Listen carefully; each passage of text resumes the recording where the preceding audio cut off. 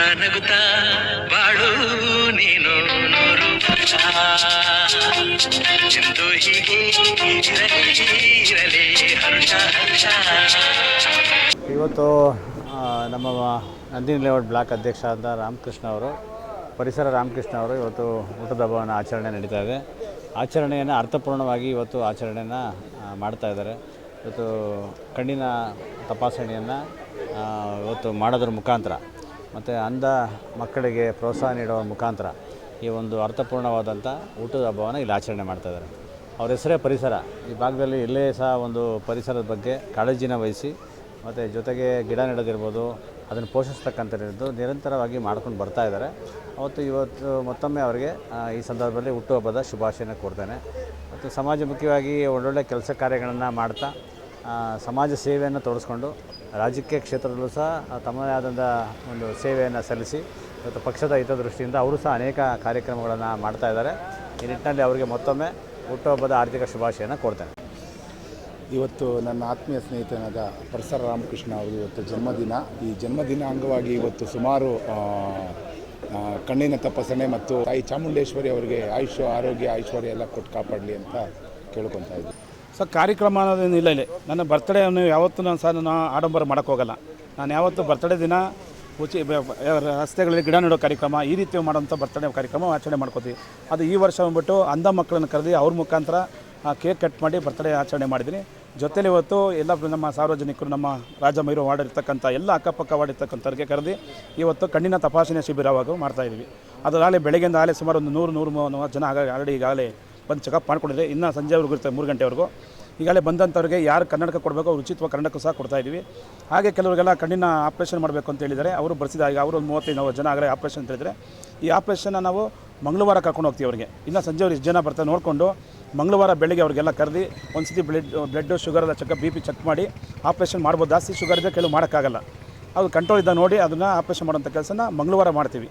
ಮಂಗಳವಾರ ಮಾಡಿ ನಾವೇ ಕರ್ಕೊಂಡು ನಮ್ಮದೇ ವಾಹನ ಕರ್ಕೊಂಡೋಗಿ ಆಪ್ರೇಷನ್ ಮಾಡಿ ಕರ್ಕೊಂಬಂದು ಇಲ್ಲೇ ಜಾಗದಲ್ಲಿ ಬಿಡ್ತೀವಿ. ಈ ಒಂದು ಕಾರ್ಯಕ್ರಮಕ್ಕೆ ನಮ್ಮ ಮಾಜಿ ಆಡಳಿತ ಪಕ್ಷ ನಾಯಕರಾದ M. ಶಿವರಾಜ್ ಅವರು ಬಂದು ನಮಗೆ ಈ ಹುಟ್ಟುಹಬ್ಬ ಆಚರಣೆಗೆ ಆಗಮಿಸಿದರು. ಹಾಗೆ ಚಲನಚಿತ್ರ ನಟರು S. ನಾರಾಯಣ ಅವರು ಸಹ ಆಗಮಿಸಿದರು. ಹಾಗೆ ನಮ್ಮ ಜನಾರ್ದನ್ ಅವರು, ಹಾಗೆ ವಾರ್ಡ್ ಅಧ್ಯಕ್ಷರ ಕೇಶವಮೂರ್ತಿ ಅವರು, ಮಂಜುನಾಥ್ ಗೌಡರು, ಹಾಗೆ ಎಲ್ಲರೂ ಸಹ ಬಂದು ಒಂದು ಕಾರ್ಯಕ್ರಮಕ್ಕೆ ಬಂದು ಶುಭಾಶಯ ಕೋರಿದ್ದಾರೆ. ಜೊತೆ ನಮ್ಮ ವಾರ್ಡ್ ಅಧ್ಯಕ್ಷರಾದಂಥ ಮಂಜುನಾಥ್ ಅವರು, ಶೇಖರಣ್ಣ ಅವರು, ಶ್ರೀನಿವಾಸ್ ಅವರು ವಾರ್ಡ್ ಅಧ್ಯಕ್ಷರು, ಹಾಗೂ ನಮ್ಮ ಸ್ನೇಹಿತರಾದ ಅರವಿಂದ್ ಅವರು, ರಾಜು ಮತ್ತು ಮುತ್ತುರಾಜು, ಹಾಗೂ ಅಪ್ಪಿರಾಜು ಮತ್ತು ಜಗದೀಶ್ ಅವರು, ಹಾಗೂ ಎಲ್ಲ ನಮ್ಮ ಸ್ನೇಹಿತರುಗಳು ಬಂದು ಶುಭಾಶಯ ಕೋರಿದ್ದಾರೆ. ಹಲವಾರು ಜನ ಸುಮಾರು ಜನ ಬಂದಿದ್ದಾರೆ, ಬಂದು ನನ್ನ ಶುಭಾಶಯ ಕೋರಿದ್ದಾರೆ. ಎಲ್ಲರಿಗೂ ಧನ್ಯವಾದಗಳು.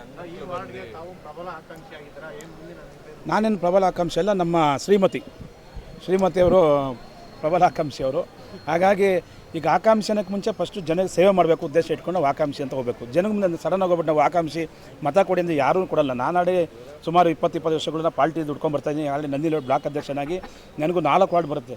4 ವಾರ್ಡು ಸಹ ಪ್ರತಿಯೊಂದು ವಾರ್ಡಲ್ಲಿ ಹೋಗಿ ಈ ಕಾರ್ಯಕ್ರಮ ಭಾಗವಹಿಸ್ತೀನಿ. ಆಮೇಲೆ ನನಗೆ ಇನ್ನೊಂದೇನಪ್ಪ, ನೀವು ಏನು ವಿಚಾರ ಕೇಳಿದ್ರೆ, ಈಗ ನಮ್ಮ ಶ್ರೀಮತಿಗೆ ಈಗ ಮಹಿಳೆ ಆಗಿದೆ ಅಂತ ಹೇಳಿದ್ದಾರೆ. ಹಂಗಾಗಿ ಅವ್ರಿಗೆ ನಾವು ಜನಕ್ಕೆ ಅಟ್ಲೀಸ್ಟ್ ಒಂದು ಸಮಾಜ ಸೇವೆ ಮಾಡಲಿಕ್ಕೆ ಒಂದು ಅವಕಾಶ ಸಿಕ್ಕಿ ಕೊಟ್ಟರೆ ನಮಗೆ ಅಟ್ಲೀಸ್ಟು ಮತದಾನ ಕೇಳೋದು ಏನಪ್ಪ ಅಂದರೆ, ನಿಮ್ಮದೇನೇ ಕುಂದುಕೊರತೆಗಳಿದ್ರು ನಮ್ಗೆ ಯಾವುದೇ ಫೋನ್ ನಂಬರ್ ಇದೆ, ನಾನು ಎಲ್ಲ ಕಡೆ ನಮ್ಮ ಆಫೀಸು ಅಲ್ಲೆಲ್ಲ ಕಡೆ ಎಲ್ಲ ಮಾಡಲಿ ಪ್ರತಿಯೊಂದು ಮನೆಗೂ ಸಹ ಕರಪತ್ರ ಕೊಟ್ಟು ನಿನ್ನೆ ಆಗಲೇ ಒಂದು ವಾರದಿಂದ ಸಹ ಏನು ಈಗ ತಪಾಸಣೆ ಶಿಬಿರ ಮಾಡ್ತಾರೆ, ಈ ಶಿಬಿರಕ್ಕೆ ಬನ್ನಿ ಅಂತ ಎಲ್ಲರಿಗೂ ಹೇಳಿದ್ವಿ. ಅದರಲ್ಲಿ ನನ್ನ ನಂಬರ್ ಇದೆ. ಯಾವುದೇ ನಿಮ್ಮ ಕುಂದುಕೊರತೆಗಳಿದ್ದರೆ ನನಗೆ ಫೋನ್ ಮಾಡಿ, ನೇರವಾಗಿ ನಾನು ಫೋನ್ ಮಾಡಿ ನಾನೇ ಅದೇನು ಬಂದು ನಿಮ್ಮ ಮನೆ ಬಾಗಿಲು ಬಂದು ಕೆಲಸ ಮಾಡಿಕೊಡ್ತೀನಿ ಅಂತೇಳಿ ಮತದಾನ ಕೇಳ್ಕೊಳ್ಳಿ. ರಾಮಕೃಷ್ಣ ಅವರು ಬಹಳ ವರ್ಷಗಳಿಂದಲೂ ಕೂಡ ಸಮಾಜಮುಖಿ ಕೆಲಸಗಳನ್ನು ಮಾಡ್ಕೊಂಡು ಬರ್ತಾ ಇದ್ದಾರೆ. ಅವರಿಗೆ ಹೆಚ್ಚಿಗೆ ಪ್ರಚಾರ ಸಿಗಲಿಲ್ಲ, ಅವರು ಪ್ರಚಾರ ಬಯಸೋದಿಲ್ಲ.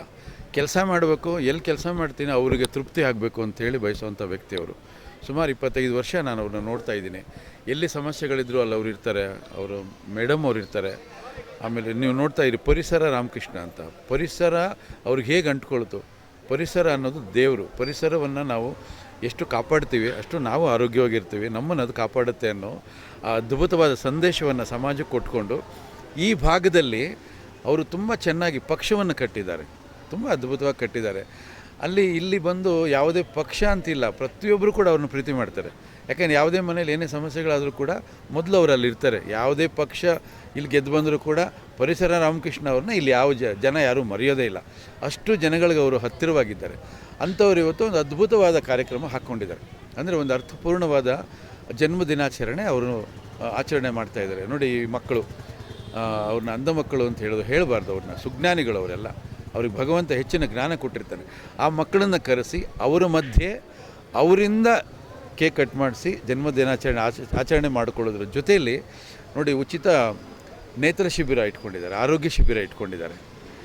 ಯಾರು ಅನ್ನ, ಆರೋಗ್ಯ, ಅಕ್ಷರ, ಈ 3 ಅನ್ನ, ಆರೋಗ್ಯ, ಅಕ್ಷರ, ಈ 3ನ್ನು ಯಾರು ದಾನ ಮಾಡ್ತಾರೆ ಅವರಿಗೆ ಅಭಿವೃದ್ಧಿ ಕಟ್ಟಿಟ್ಟು ಬುತ್ತಿ, ಭಗವಂತ ಅವರಿಗೆ ಆಶ್ರಯ ಅವ್ರ ಜೊತೆಲೇ ಇರ್ತಾನೆ.